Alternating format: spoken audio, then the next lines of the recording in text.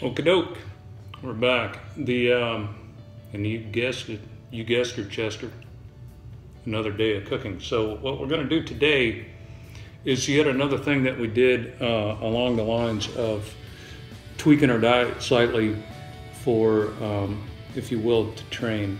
And I think you picked up on the last one when I cooked the beef. What we're really trying to do is stay away from eating large amounts of fat.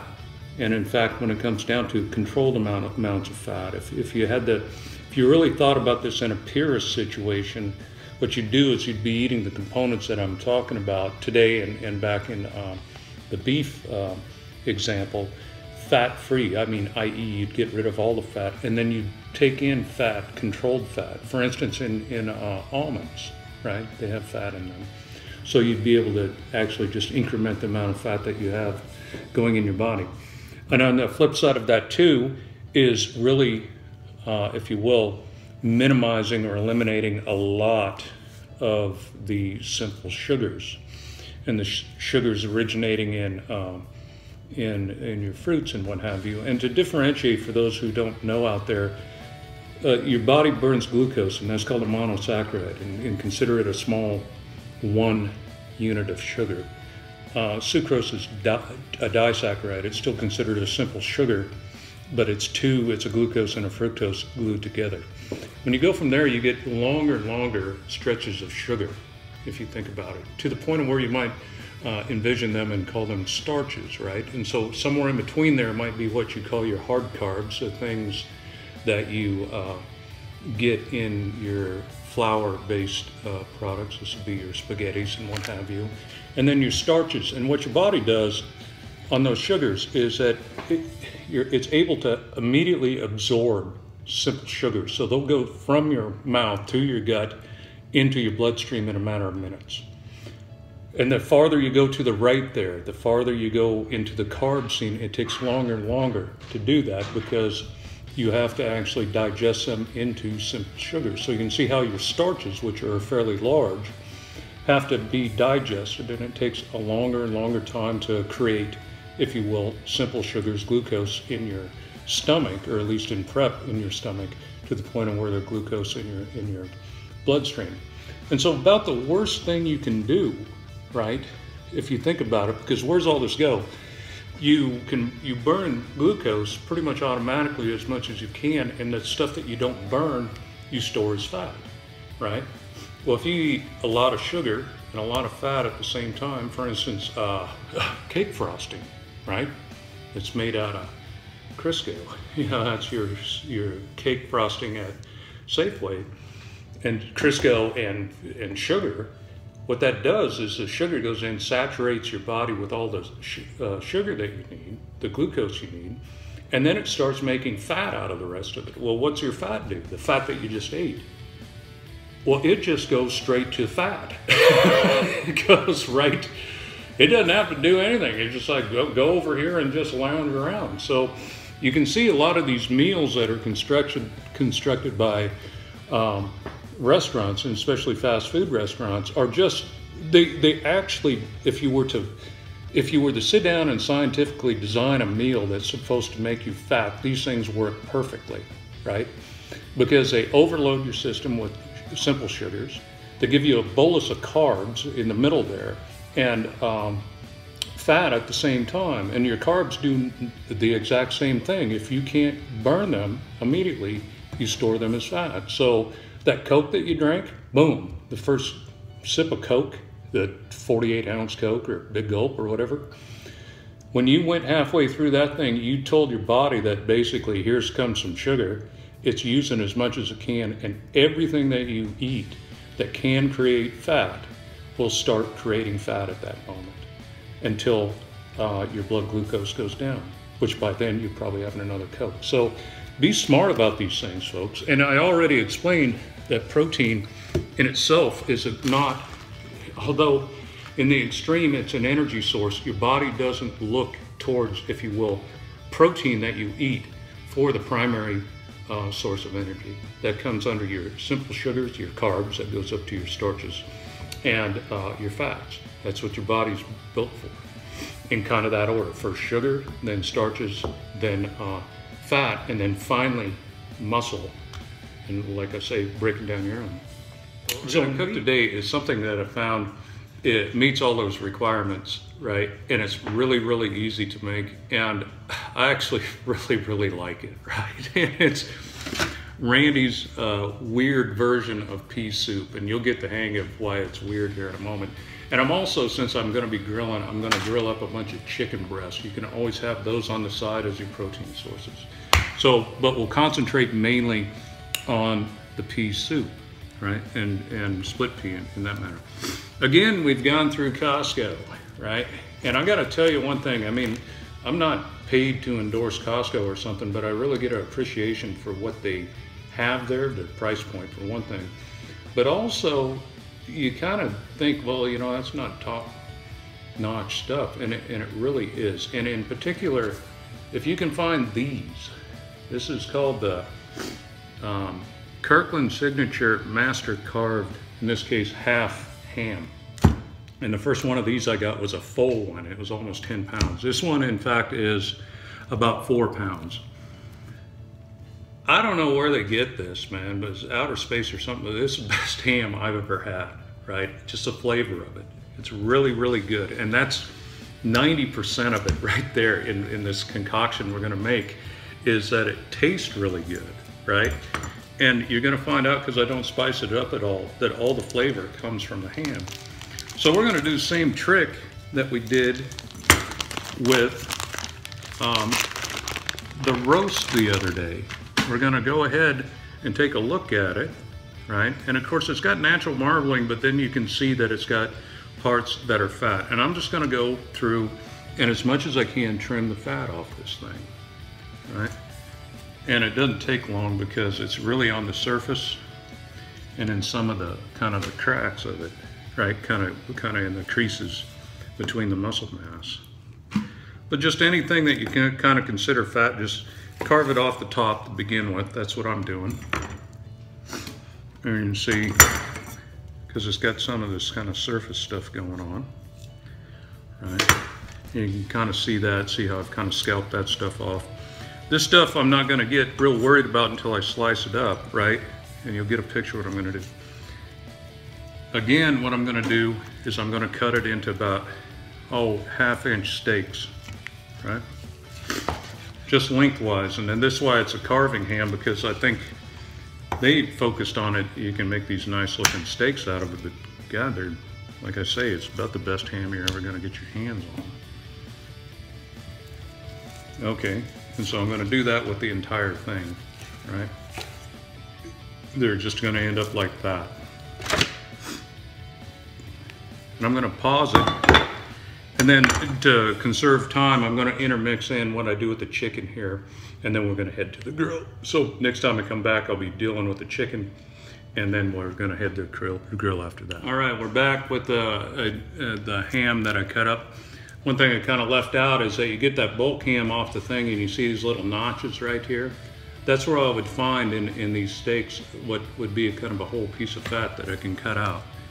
And this is not really a lot of trouble when you're making these things. So for instance, there we go, I found one other one and a little chunk that I just don't want to eat. So I cut it out just like that. Now, it didn't take hours or months or any sort of surgical degree. Another thing too is that this is going to end up in this pot. The entire thing's going to end up this pot. So this is my transport back and forth to the barbecue.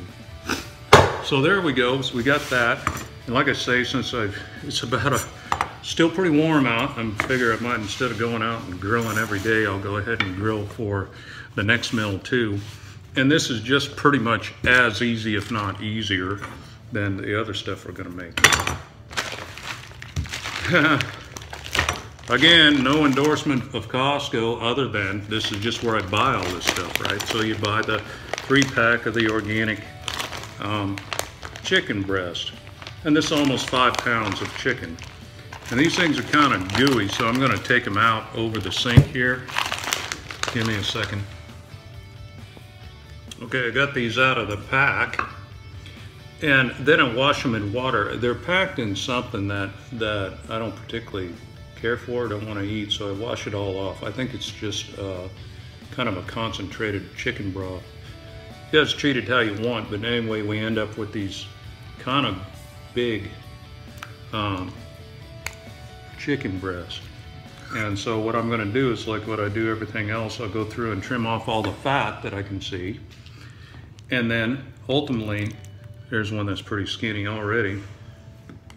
I usually cut them in half and it makes them grill a lot faster. So kind of like that. And I got a pan over here. So I'm going to do all that and then we're going to spice them up a little bit and then head to the barbecue. So I'll see you real quick when we add the spices.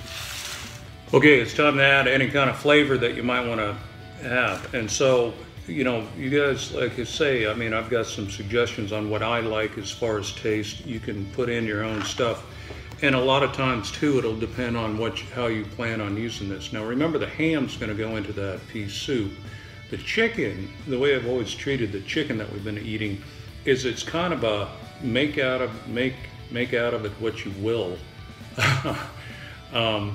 On a daily basis. So I just cook them up as chicken breast, and then later on, you know, when we come around to a meal, I can dice those up and add them into brown rice with some broccoli or something, kind of a rice bowl type thing. Have some potatoes on the side, eat them straight as breast.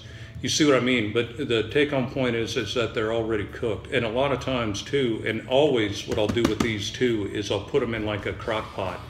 So with now added in chicken broth, just to keep them, if you will, moist, right? I'll show you how to do that at the end. But in the meantime, what I'm gonna do, and these will stick like crazy on my grill without any sort of oil. And remember the whole trick with the oil last time we used butter was that most of it's gonna drip off. So I've got a pan of these things, right? And I'm not gonna add a whole lot of oil, just probably about enough to kind of, you know, keep them from sticking. That's all I'm going. That's all olive oil. I like pepper, so I'm going to put some pepper on there. A little bit more. Ooh, there we go. Well, that's going to be pretty peppery chicken. So this will be called pepper chicken because I poured out too much of that. Hopefully it's not salty pepper chicken. I do put salt on most everything at this point in time. Remember, we're in Phoenix, and your salt intake down here is important to keeping hydrated. It really is. And so, and that's not an excuse. I tend to lean towards, if there's a scale of 1 to 10 on saltiness of things I prefer, it's probably about somewhere between a 5 and a 7, if you will. A little bit on the salty side. And that seems to suit me right. Anyway, and I also went back to my everything but salt, spices, because they're just kind of generic spices. Mix that all up, and I'll be doing that. I'm gonna get the barbecue going, get the grill going, and we're gonna go out there and we're gonna cook all this stuff up, and then we're gonna turn it into a meal when we come back in the house. I'll talk to you soon. All right, so we moved it outside to the grill. And like I say, I got an outdoor grill.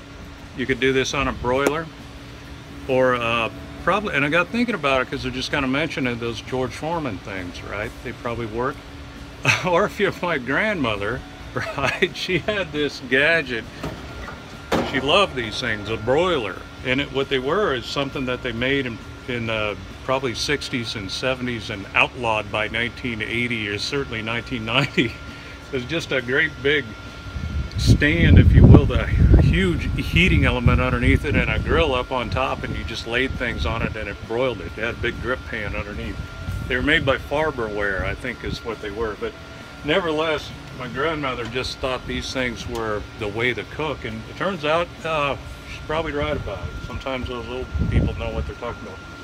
Anyway, the first thing we're going to do is we're going to cook our chicken, because if I cook the ham first, it'll probably stick on the, what it does is it makes the chicken kind of get black when I come back and cook it. So first thing's chicken, and then I'm just going to do it all the way through, and then I'll show you throwing the ham on there, and we'll keep the grilling part of this down to a bare minimum as far as air time. So I'll be back when we switch out from the chicken to the ham. Alrighty, so now we're back. And I've gone ahead and pulled everything up. Where'd all of our chicken go? Well, I cooked it already. And, you know, I'm just shooting for something like this, browning it up a little bit. And because remember, I'm going to kind of stew this a little bit too, you know, crock potted or what have you. I'll show you that later on. Now I'm going to move right on, because we're doubling down on our grill time today. I'm going to move on to just throwing the steaks, not steaks, but the ham steaks on there. And we're going to grill those up too. We're kind of, remember the object here is to let it kind of drip any kind of fat off too. And then cook it for a little bit of flavor. So there's the first one, and I'll just do the rest of them, and I'll be back when we're done with that. Okay, I think we can pull these off now. It's only been about, probably about 2-3 minutes on one side and 2-3 minutes on the other side, because I'm not cooking to cook all the way through. I'm cooking just to kind of get that, see that? Get it like that. Because myself, I like that taste, right? Remember, all these hams are kind of cooked anyway, so, and also too, they're going to be stewed up for a while, so you see all that stuff dripping off there, so get rid of that. I'm going to go ahead and load all these up, and then we'll move it all inside.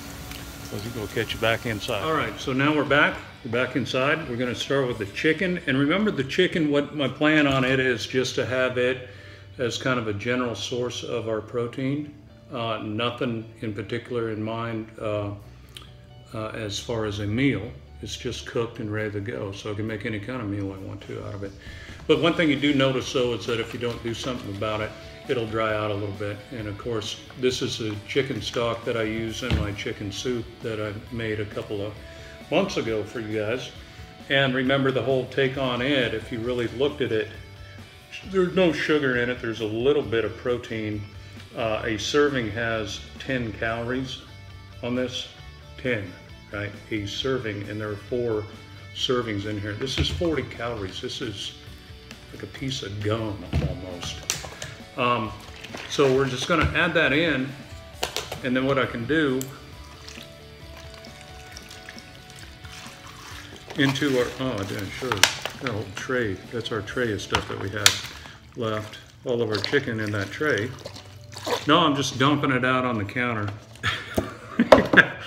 So that's what we end up with, and I'm going to put tin foil over that, and just to get it started, I'm just going to put it in the oven and let it just sit there and kind of stew away. I might eat some tonight. If not, I'll take it out and put it in the refrigerator and heat it up tomorrow. But that's the whole point on that. It's kind of your general utility protein source until it's all gone. So tin foil it up and just bring it up to temperature, or put it in a crock pot, right? So we'll take a little pause here and I'll take care of that. Okie doke, now we've moved on to the ham, and I've actually went ahead and done most of the work already. Your ham was like this when we last left off. And what I end up doing is just dicing that up. So just go about 1/2 inch lengthwise, you know, strip it. And then go across. So you got about 1/2 inch cubes in there. Use your own judgment on it. If it gets too big, you know, you don't want to be sawing away. This is meant to be a soup, so you don't want to have a soup. I have to take a knife to it, right? Another thing too, while you're trimming all this, or when you're cutting all this stuff up, keep an eye out for something you may not want to eat, and that would go under, maybe I missed trimming some of the fat off. Well, when you're cutting it up, throw it away. Or sometimes when it comes off the grill, you know, you get not really real burnt spots, but tough spots or something. Anything you don't want to eat, just kind of QC it as you go through here. QC means quality control, and get rid of it, right? So now comes the fun part, right? And that's adding the peas. Yeah. And why is this fun? I'll show you. Well, first off, the peas, how are you going to treat those, right? Because remember our lecture on fat and carb and starches and everything else. Well, the peas, according to this thing, this has 13 servings, right, at 90 calories a serving. So call that about 1,300 calories in that entire bag. Now remember, I'm going to get like 4 or 5 meals out of this, right? Or 3 meals, imagine, right? So even if this was the sole source, or even with this added in, it's not a lot. But what are those calories? Are they pure sugar calories, like drinking 7 Cokes or something? No. Are they fat calories? No, because there's no fat in here, nor is there very much sugar. This whole thing contains 3 grams per serving times 13, maybe 40 grams of sugar total, which is maybe a big apple, right?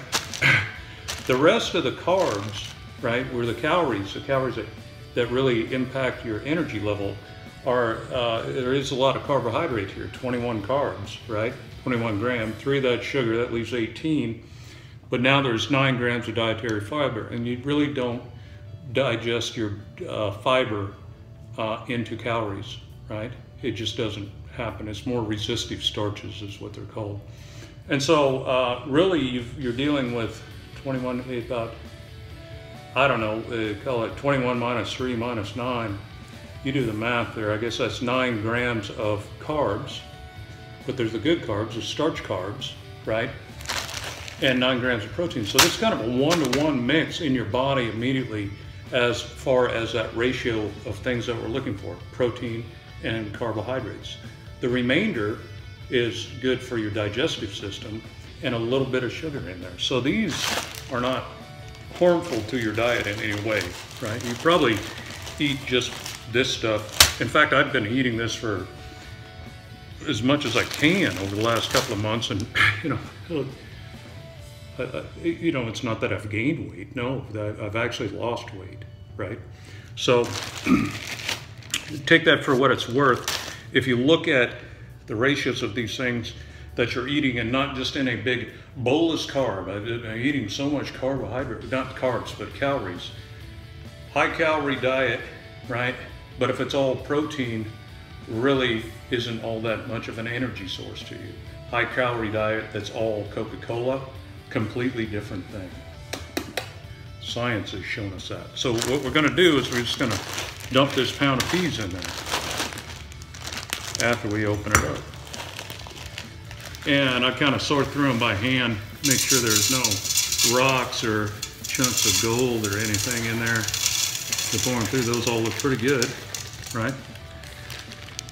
So this is what we've got so far. We've got all that ham diced up, a bunch of peas in there. And I don't know whether you've noticed over here, I've measured out my water already.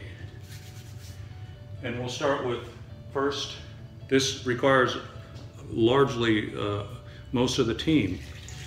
So Larry Fitzgerald's getting there, okay. And you add a Calais Campbell, right? And you got Tyrann Mathieu, Honey Badger. We're getting up there. Even though he didn't play last year, I don't really consider the Cardinals without considering Adrian Wilson. He got in the Ring of Honor. So we got to put one of those in there, right? Michael Floyd, who's taken over the spot that Larry moved away from, that'd be the outside receiver, all right? What else we got here? We got Andre Ellington. I think they made these cups up before we started the season because he got hurt, right? Well, what this does is that this is a little bit over a gallon pot, right?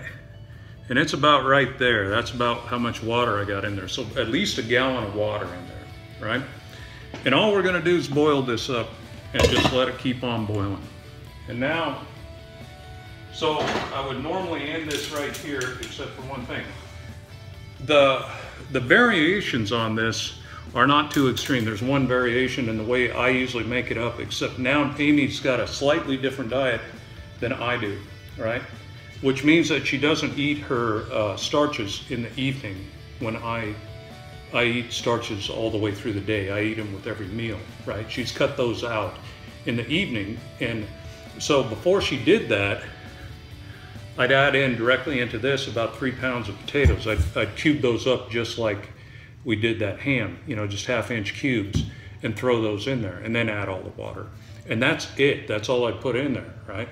But now that I don't want to have her picking through that to pick the potatoes out, so I'm just going to cube them up and boil them on the side. Once they're done, I drain the water off, and then I can put those in the refrigerator and add those in, you see? So we've got the base soup.